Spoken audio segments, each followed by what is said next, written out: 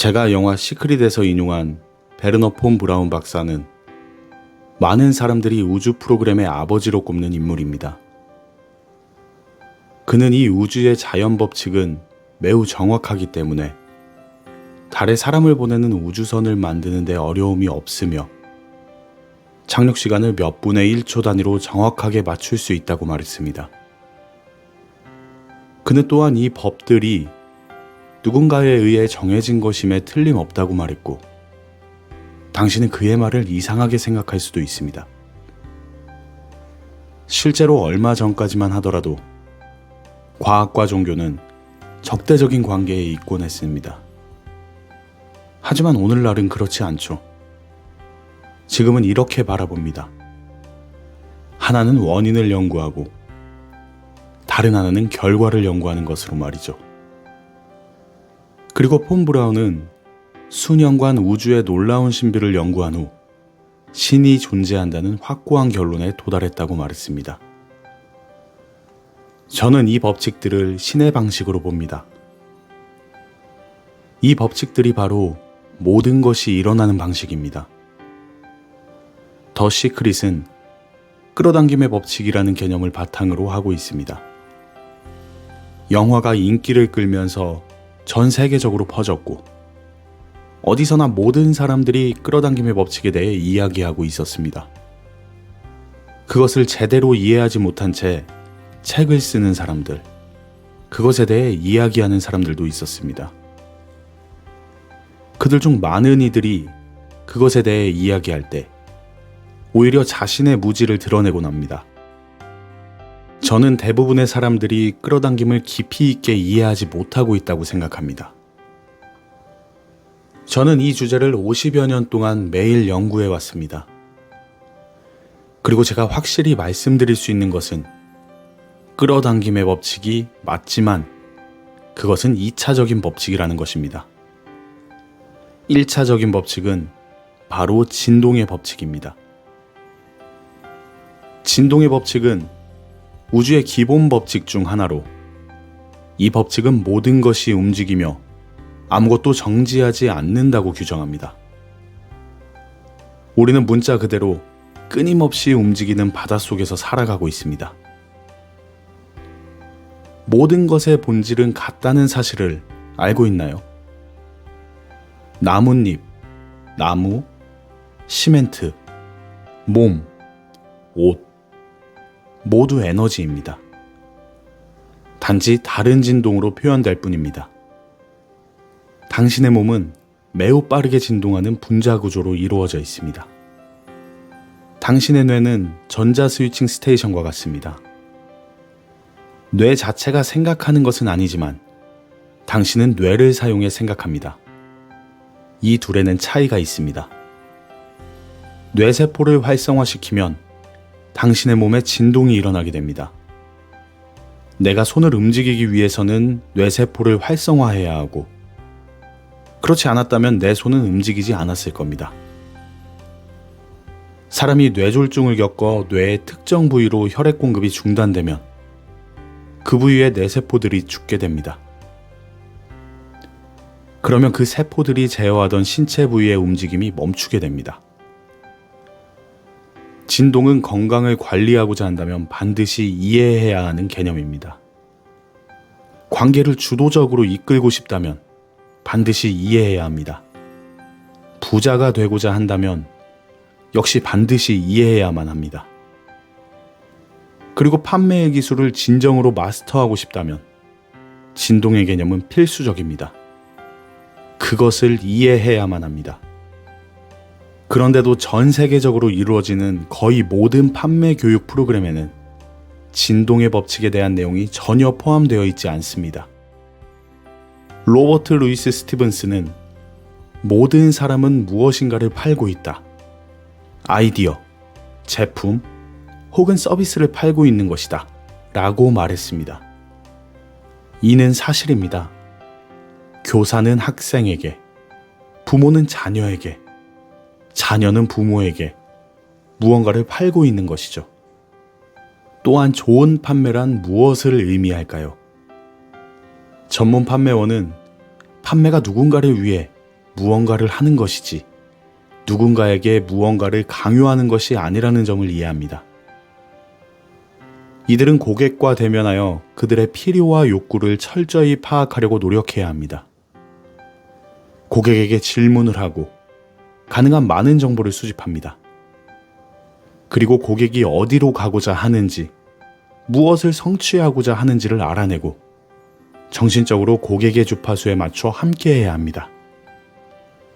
그리고 고객이 원하는 곳으로 갈 수 있도록 도와줘야 합니다. 저의 옛 멘토는 이것을 공감과 자아의 균형이라고 불렀습니다. 다른 사람의 마음속에 들어가 그들이 보는 세상에서 세상을 바라보고 그들의 주파수에 맞춰 그들의 진동에 동조하는 것입니다. 당신이 있는 진동 상태가 당신의 삶에 무엇을 끌어당길지를 결정합니다. 만약 당신이 불안하고 걱정에 사로잡혀 있다면 많은 부정적인 에너지를 끌어당기게 될 것입니다. 그래서 성경의 위대한 인물들이 보라, 내가 두려워하던 것이 나에게 임하였도다 라고 말한 것입니다. 두려움은 매우 부정적인 진동이며 매우 부정적인 감정입니다. 이는 걱정에서 비롯되며 걱정은 사실 무지에서 기인합니다. 그래서 솔로몬이 모든 것을 얻는 데 있어서 이해를 구하라 라고 말한 것입니다. 무엇을 이해해야 할까요? 우리는 우리 존재를 지배하는 법칙들, 우주를 지배하는 법칙들을 이해하고 싶어 합니다. 그리고 그 법칙들과 조화를 이루는 방법을 이해하고자 합니다. 당신이 원하는 모든 것은 그 법칙들과 조화를 이룰 때 당신에게 올 것입니다. 진동의 개념을 이해하는 것은 필수적이지만 10명 중 겨우 1명이나 이해할까 말까 합니다. 누군가에게 기분이 어떠냐고 물어보면 사실 그들이 말하는 것은 자신이 현재 느끼고 있는 진동에 대한 의식적 인식입니다.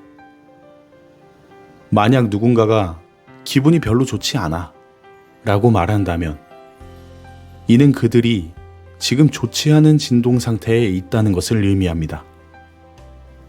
그 사람은 아마도 매우 부정적인 진동 상태에 있을 것입니다. 반대로 기분이 정말 좋다 라고 말하는 사람은 아주 긍정적인 진동 상태에 있는 것입니다.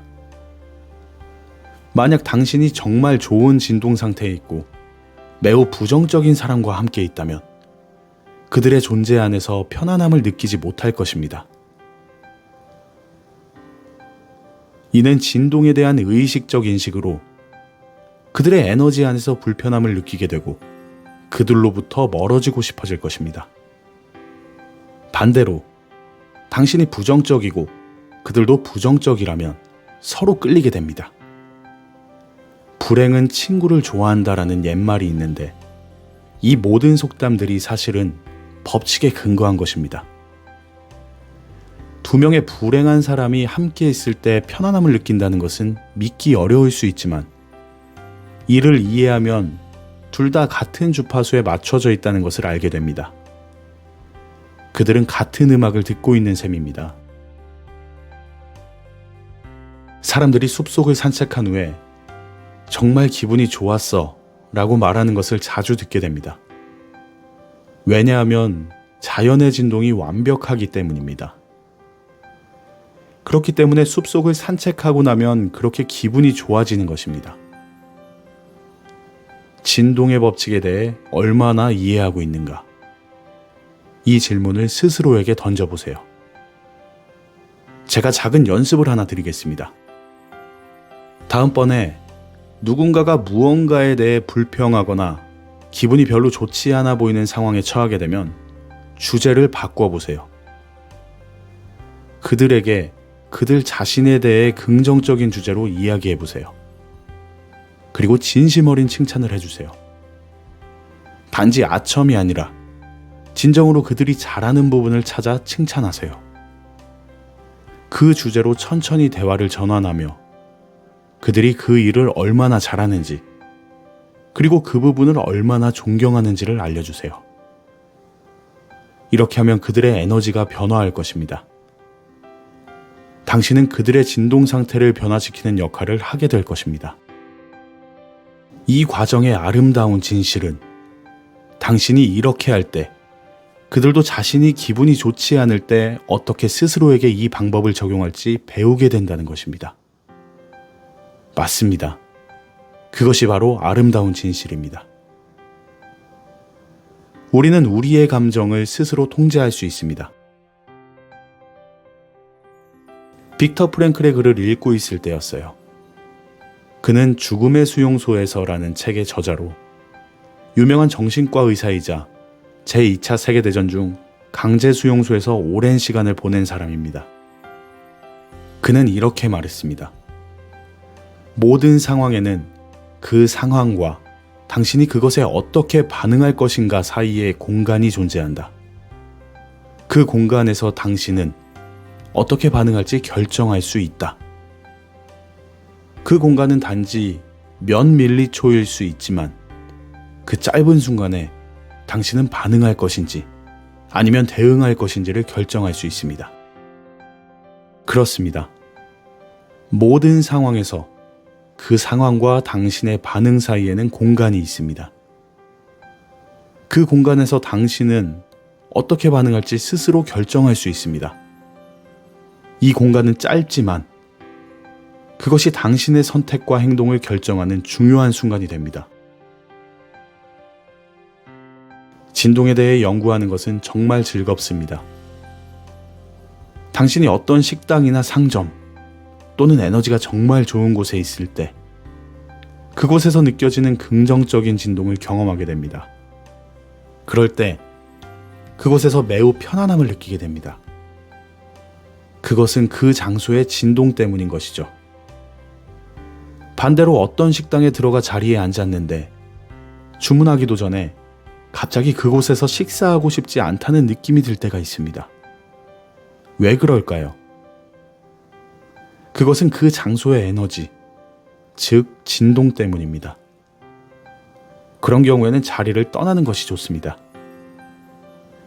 맞습니다. 당신이 편안함을 느끼는 곳으로 가고 당신을 기분 좋게 만드는 일을 하세요. 그래서 자신이 사랑하는 일을 하는 사람들은 일을 하는 것처럼 느끼지 않는 것입니다. 그들은 평생 동안 멋진 진동 속에서 시간을 보내는 것이죠.